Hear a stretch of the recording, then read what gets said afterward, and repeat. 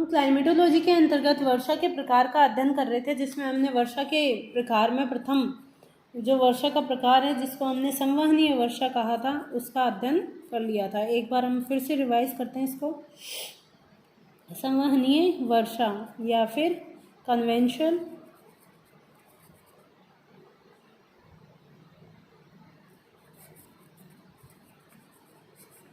Rainfall.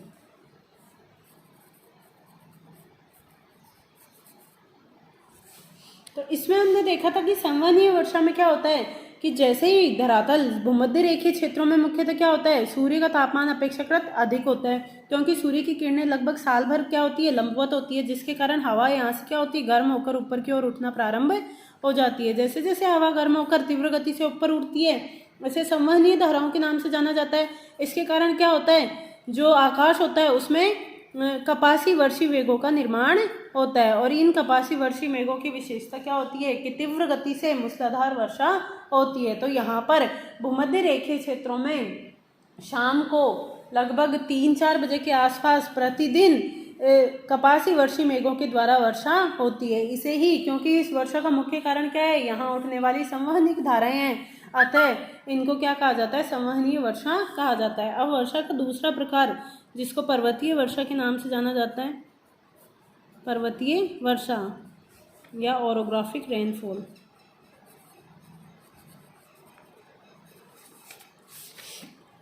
Orographic rainfall. तो orographic rainfall का जब हम अध्ययन करते हैं तो ओरोग्राफिक रेनफॉल किसे कहते हैं कि उष्ण व आर्द्र वायु जब पर्वतों से टकराती है। देखो भारत में जो मानसूनी वर्षा होती है वो मानसून प्रकार की वर्षा होती है, उसके साथ में ही वो पर्वतीय वर्षा का कौन सा प्रकार होती है, पर्वतीय वर्षा होती है, क्योंकि उसमें क्या होती है, जो उष्ण और आर्द्र पवनें होती है वो जैसे ही पर्वतों से टकराती है तो बाध्य होकर क्या होगा, उनको ऊपर की ओर चढ़ना पड़ेगा, क्योंकि पर्वत के ढाल के सारे ऊपर ऊपर जाती है, तो इनसे वर्षा होती है, उसे पर्वतीय वर्षा कहा जाता है। पर्वतों के द्वारा वायु के ऊपर उठने में जो सहायता मिलती है उसे ही ट्रिगर इफेक्ट के नाम से जाना जाता है, क्योंकि जब तक ये ट्रिगर इफेक्ट काम नहीं करेगा तब तक क्या होगी, सापेक्षिक आर्द्रता 100% नहीं होगी और वर्षा प्रारंभ नहीं होगी। तो विश्व में अगर विश्व की बात की जाए तो विश्व में पर्वतीय वर्षा ही सर्वाधिक होती है। अब इस वर्षा की विशेषता क्या होती है, पर्वतीय वर्षा में पवन विमुख जो लीवार्ड स्लॉप होते हैं, लीवार्ड जो साइड होती है उसकी तुलना में जो पवनाभिमुख यानी पवन के सामने वाले जो ढाल होते हैं उन पर क्या होती है, वृष्टि की मात्रा अपेक्षाकृत अधिक होती है। यही कारण है कि पवनाभिमुख ढालों पर अधिक वर्षा करने के कारण हवा में जलवाष्प की मात्रा कम हो जाती है, साथ ही पवन विमुख ढालों पर हवा जैसे ही नीचे उतरती है तो वह गर्म हो जाती है, जिसके कारण पवन विमुख ढाल व उनके आसपास की निम्न भूमि में अपेक्षाकृत काफ़ी कम वर्षा होती है। इन्हें वृष्टि छाया प्रदेश या रेन शेडो एरिया के नाम से जाना जाता है। उदाहरण लिया जाए तो जैसे कि महाबलेश्वर और पुणे एक दूसरे के निकट है, लेकिन पवनाभिमुख ढाल पर स्थित होने के कारण महाबलेश्वर में तो 600 सेंटीमीटर वार्षिक वर्षा होती है, जबकि पुणे में मात्र 70 सेंटीमीटर वर्षा होती है। इसको हम इस प्रकार से समझ सकते हैं। ओरोग्राफिक रेनफॉल जो होती है उसमें क्या होता है, मान लो ये पर्वत श्रृंखला है और पवन इधर से चल रही है, तो ये वाला जो पर्वत का ढाल हो गया ये कौन सा हो गया, पवन अभिमुख ढाल, क्योंकि पवन के सामने वाला ढाल जाए पवनाभिमुख इसको, या फिर ये वाला जो हो गया ये कौन सा हो गया, जिसको क्या बोलते हैं, पवन विमुख लीवार्ड। ठीक है, पवन विमुख मैं अलग लिख रही हूँ ताकि समझ में आ जाए। पवन विमुख ढाल, अभिमुख यानी सामने वाला ढाल, विमुख यानी जो पीछे वाला ढाल है वो। तो जैसे पवन इधर से चल रही है तो ये वाला पवन यहाँ से चलेगी तो क्या होगा, ये जो पवन का पर्वत का ढाल है ये इसको ऊपर उठने के लिए मजबूर करेगा। तो ये जो इफेक्ट होगा इसको पर्वतों का क्या, ट्रिगर इफेक्ट, क्योंकि ये पवन ऊपर अपनी मर्जी से नहीं उठ रही बल्कि ये जो पर्वत का ढाल है ये उन्हें ऊपर उठने के लिए मजबूर कर रहा है। तो इस प्रभाव को ट्रिगर इफेक्ट के नाम से जाना जाता है। जैसे ही पवन ऊपर की ओर उठेगी क्या होगा, जैसे ही पवन ऊपर की ओर उठेगी ठंडी होगी। ठंडी क्यों होगी, क्योंकि धरातल से ऊपर की ओर जाने पर टेम्परेचर क्या होता है, वायुमंडल में तापमान में कमी आती है जो 6 डिग्री सेंटीग्रेड प्रति किलोमीटर की दर से होती है।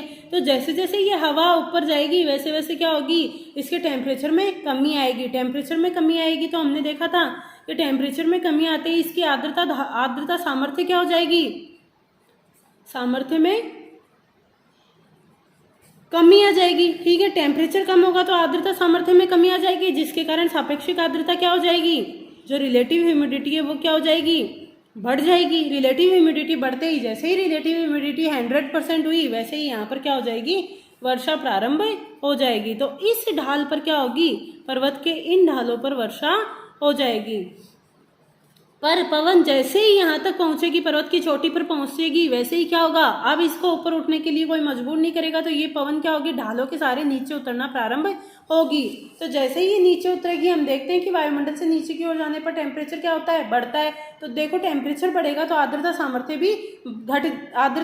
भी बढ़ जाएगी, और इसकी आर्द्रता जो एब्सोल्यूट ह्यूमिडिटी है, क्योंकि यहाँ पर ये वर्षा कर चुकी है इसलिए इसकी एब्सोल्यूट ह्यूमिडिटी वैसे भी कम हो चुकी है, तो एब्सोल्यूट ह्यूमिडिटी कम होने के कारण आर्द्रता सामर्थ्य भी बढ़ जाएगी, जिसके कारण सापेक्षिक आर्द्रता और भी ज़्यादा कम हो जाएगी, हवाएं गर्म हो जाएगी, सापेक्षिक आर्द्रता कम हो जाएगी, जिसके कारण ये जो पवन विमुख ढाल है यहाँ पर वर्षा नहीं हो पाएगी। तो इन क्षेत्रों को ही, क्योंकि यहाँ पर हवा की सापेक्षिक आर्द्रता कम हो जाती है, क्यों, क्योंकि नीचे की तरफ आती हुई हवा अपेक्षाकृत क्या होती है, गर्म होती है। गर्म होने के कारण उसकी आर्द्रता सामर्थ्य बढ़ जाती है, जिसके कारण सापेक्षिक आर्द्रता घट जाती है, जिसके कारण ये जो पवन विमुख ढाल है यहाँ पर वर्षा नहीं होगी। इन्हें ही वृष्टि छाया प्रदेश या रेन शेडो एरिया कहते हैं।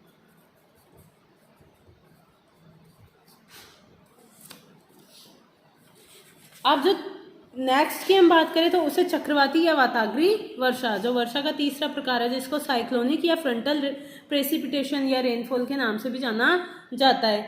हमने जब वाताग्र का अध्ययन किया था, हमने देखा था कि जब दो विपरीत स्वभाव वाली वायु राशियां एक दूसरे से मिलती है तो वो एक ढलवा सीमा का निर्माण करती है, जहाँ पर दोनों वायु राशियां एक दूसरे से अलग होती है। उस सीमा को भी वाताग्र के नाम से जाना जाता है। तो जब दो विपरीत स्वभाव वाली वायु राशियां आपस में मिलती है तो वाताग्र का निर्माण होता है, और इस वाताग्र की एक विशेषता होती है कि इसके सारे ठंडी हवा तो नीचे बैठती है और गर्म हवा ऊपर उठती है। इसके सारे गर्म हवा जो होती है ऊपर उठती है। ऊपर उठने के कारण क्या करेगी, जैसे ही हवा ऊपर उठेगी उसका टेम्परेचर कम होगा, सापेक्षिक आर्द्रता बढ़ेगी, तो ऊपर उठती हुई ये वायु क्या करती है, जो शीतोष्ण कटिबंधीय वर्षा करती है। यह वर्षा जो होती है मुख्यतः शीतोष्ण कटिबंधीय क्षेत्रों में चक्रवातों के द्वारा होती है। तो ये हम पहले ही पढ़ चुके हैं। इसमें जो तीसरी बात करते हैं हम, कौन सी, जो है चक्रवातीय वर्षा। चक्रवाती में भी मुख्यतः वाताग्री वर्षा। तो इसमें क्या होता है, जब दो वायु राशियां एक दूसरे से मिलती है, मान लो ये उष्ण वायु राशि और ये क्या है, शीत वायु राशि है, तो क्या होगा, जो ठंडी वायु राशि होगी वो धीरे धीरे क्या होगी, इस गर्म वायु राशि के नीचे की ओर प्रवेश करेगी, और ये जो उष्ण वायु राशि है ये क्या होगी, शीत वायु राशि के ऊपर की ओर जाएगी। तो ये एक ढलवा सीमा यानी वाताग्र का निर्माण होता है। इस वाताग्र की सहारे क्या होगी, गर्म हवा ऊपर उठेगी, गर्म हवा ऊपर उठेगी तो इसके टेम्परेचर में कमी आएगी। टेम्परेचर में कमी आते ही यहाँ पर कौन से बादल बनेंगे, क्योंकि हवा क्या हो रही है, अगर उष्ण वायु आक्रामक है तो हवा धीरे धीरे ऊपर उठ रही है। धीरे धीरे ऊपर उठने से यहाँ पर वर्षा स्तरीय मेघों का निर्माण होगा। ठीक है, अगर उष्ण वायु ज़्यादा प्रभावी है तो क्या होगा, वर्षा स्तरीय मेघों का निर्माण होगा और धीरे धीरे लंबे समय तक यहाँ पर वर्षा होगी। इसको शीतोष्ण कटिबंधीय वर्षा कहते हैं। और अगर ठंडी वायु ज़्यादा आक्रामक है तो ये क्या करेगी, उष्ण वायु को तीव्र गति से ऊपर उठा देगी, यानी वाताग्र का ढाल क्या होगा, अपेक्षाकृत अधिक होगा, जिसके कारण यहाँ पर कपासी वर्षी मेघों का निर्माण होगा और तीव्र व मूसलाधार वर्षा होगी। तो ये उष्ण कटिबंधीय शीतोष्ण कटिबंधीय चक्रवातीय वर्षा है। तो यहीं पर वर्षा के प्रकार खत्म होते हैं।